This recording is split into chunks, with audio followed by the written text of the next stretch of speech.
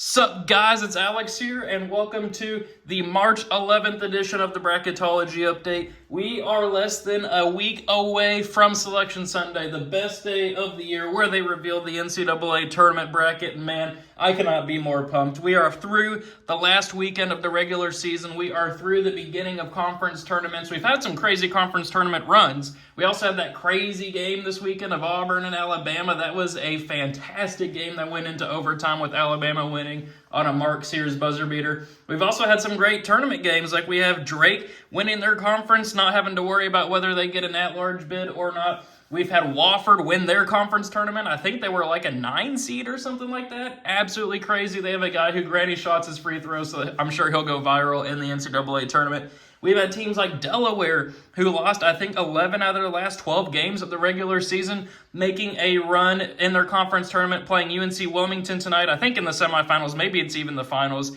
If you want to keep an eye on that. We also have just major conference tournaments starting. We got the ACC going on. We got the Big 12 going on. I think we have the SEC and Big 10 kicking off tomorrow. Just some fun college basketball throughout the nation, and really it's just getting started. We're going to have even more crazy games. We're going to have crazy conference tournament runs. We're going to have bid thieves for the NCAA tournament. We all better buckle up, but for right now, we are going to go on some bracketology, make some predictions here on Joe Lunardi's bracketology. The last one I did was for a subscriber edition, and here we are here for ESPN. So taking a look at the bracket watch, top overall seed is Auburn.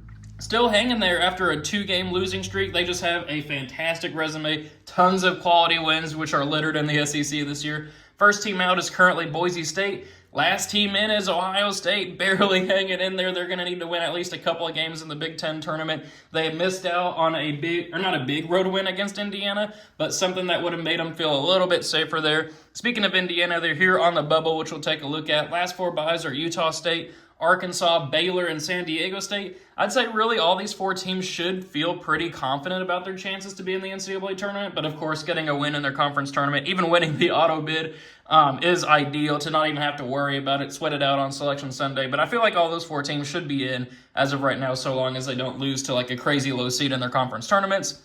Then we get to our last 4 in.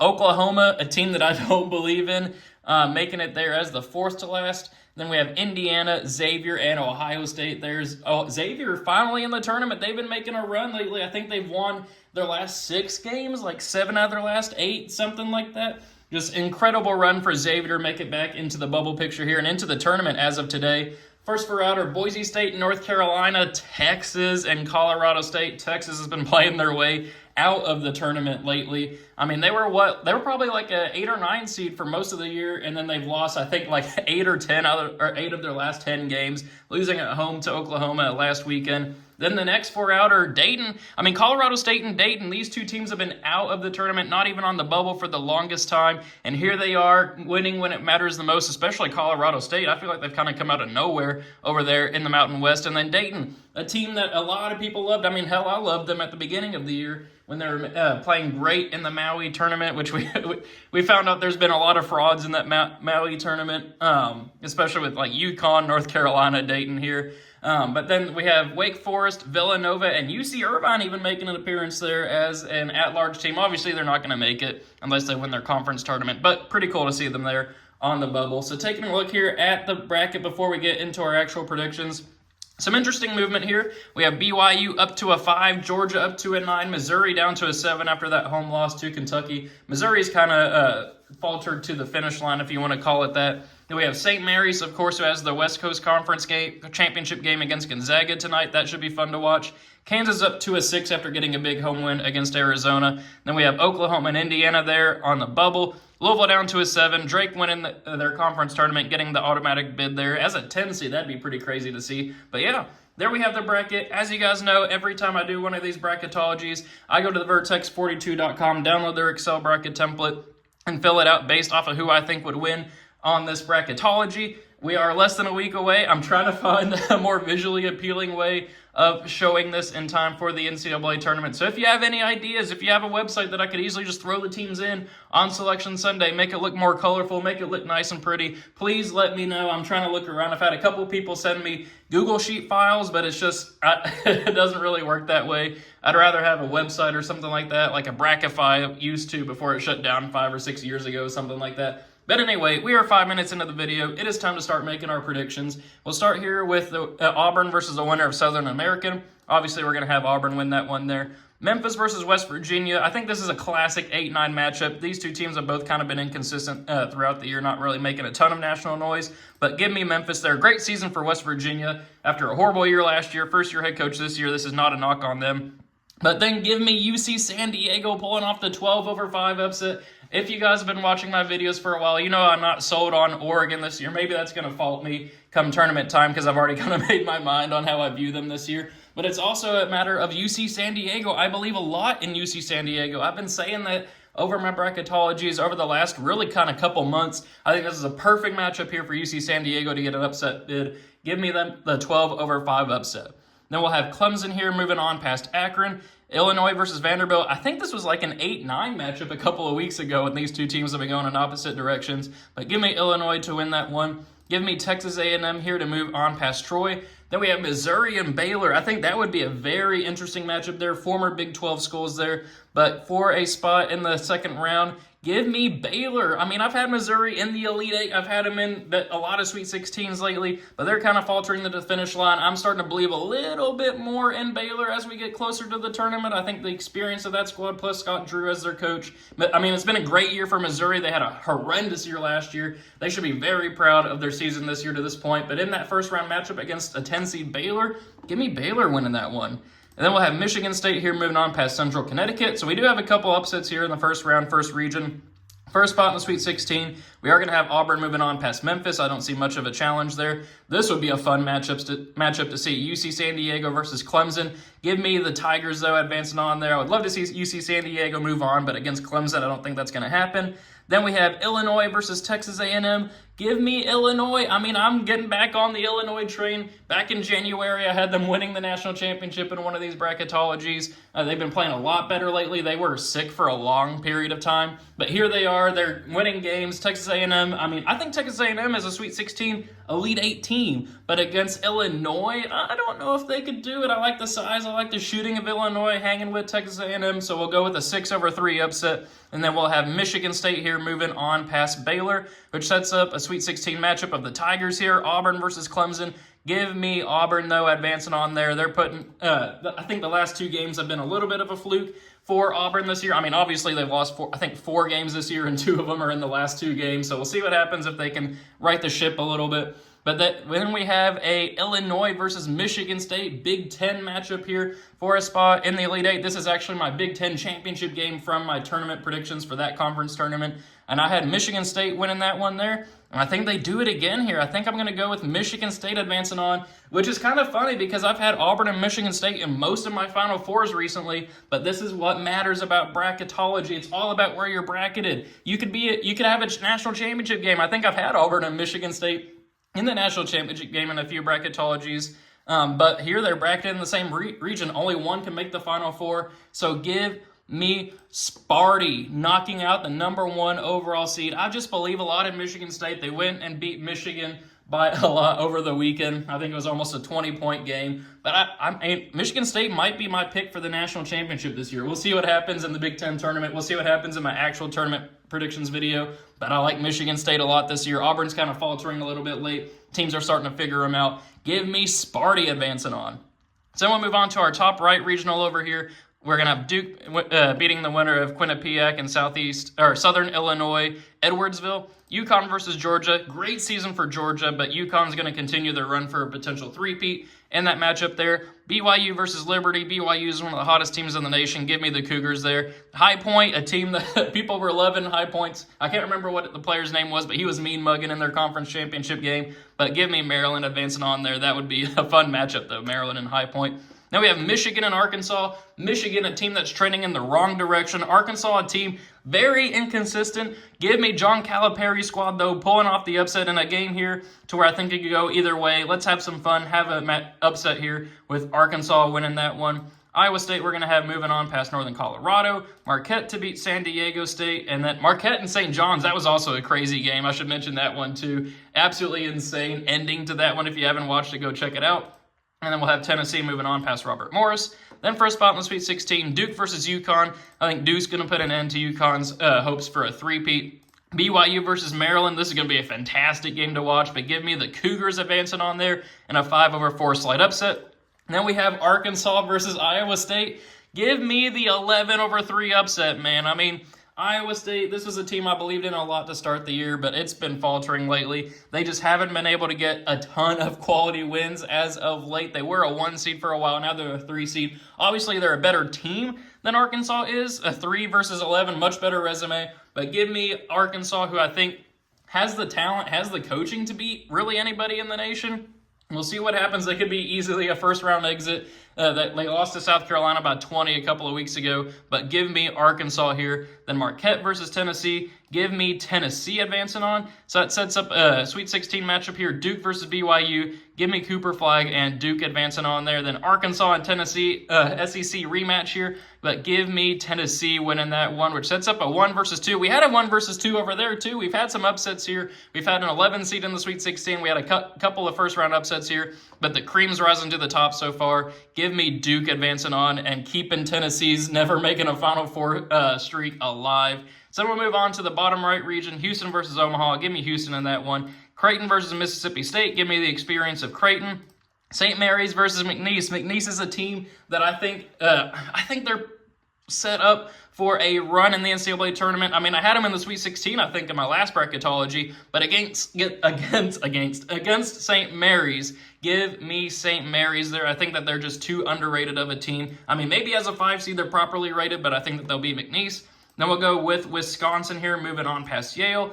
Kansas to beat the winner of Oklahoma and Indiana. UNC Wilmington falling to St. John's. Then Louisville versus Drake. I think Louisville's going to win that matchup there, but I think Drake's going to give them a run for their money. And then we'll have Alabama beating Wofford and the granny shot free throws that are going to take the nation by storm. Then for a spot in the Sweet 16, Houston versus Creighton. Give me Houston advancing on there. St. Mary's versus Wisconsin. I bet on Wisconsin this weekend. I've been listening to the people. They've been getting mad when I have Wisconsin losing too early. They get mad when I have Wisconsin making a run. I can't win with Wisconsin and the fans. But give me St. Mary's here. Wisconsin got beat at home to Penn State over the weekend. I just think St. Mary's is a better team. Wisconsin may have more talent, but I think St. Mary's is a better team. Kansas versus St. John's, that would be a fun matchup to see. Bill Self versus Rick Pitino. Storied programs there overall. Obviously, Kansas has had more success, but St. John's, back in the day, obviously, were a bit more successful than they've been recently. But, hey, great season for St. John's, and I think I'll have them moving on past Kansas here. Then Louisville versus Alabama. Give me Alabama advancing on there, which sets up Sweet 16s. Houston versus St. Mary's. Give me Houston there. Alabama versus St. John's. Give me Alabama. Then for a spot here in the Final Four, another 1 versus 2. Man, I got some chalk in this bracketology. I got to fix this in time for the NCAA tournament. But Houston versus Alabama. Give me Alabama. They've proven me wrong over the last couple of days. Give me Alabama making the Final Four as a 2 seed here. So in the Final Four so far, we have a 1 seed and then 2 seeds. So will we see a larger seed making a run here in this final left region? We'll see what happens, but we'll start off with Florida versus Norfolk State. We got Florida winning that one. We're not seeing a 16 seed win this year. Gonzaga versus New Mexico. Give me the experience of Gonzaga in that one. Arizona versus the winner of Xavier and Ohio State.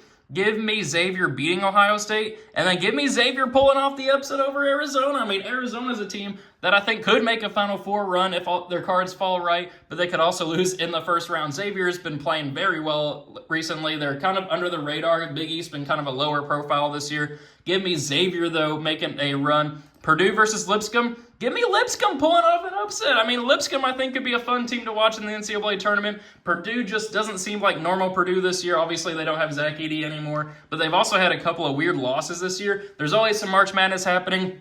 The Purdue struggles in the NCAA tournament, except for last year, have been well documented. Give me Lipscomb pulling off the upset there. Then we're also going to have 11 seed VCU moving on. So we got an 11, a 12, and a 13, and then we'll have a 10 here in a second, which I'll go ahead and skip to. We'll have Kentucky moving on past Utah Valley, but then Utah State pulling off the 10-7 upset over Ole Miss, with Texas Tech moving on past Bryant. So we have a ton of upsets here. We got a 10, 11, 12, and 13 all moving on. So then Florida versus Gonzaga for a spot in the Elite Eight.